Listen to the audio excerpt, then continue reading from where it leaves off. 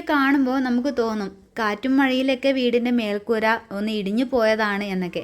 സത്യത്തിൽ അതൊന്നുമല്ല സംഭവം. റോഡിലൂടെ പാഞ്ഞു വന്ന ഒരു കാറ് വീടിൻ്റെ മേൽക്കൂര പാസ് ചെയ്ത് തൊട്ടടുത്ത പറമ്പിലാണ് പോയി നിന്നിട്ടുള്ളത്. കാറിൻ്റെ മുൻവശം ഏതാണ്ടൊക്കെ ഇടിഞ്ഞു പൊളിഞ്ഞു പോയിട്ടുണ്ട്.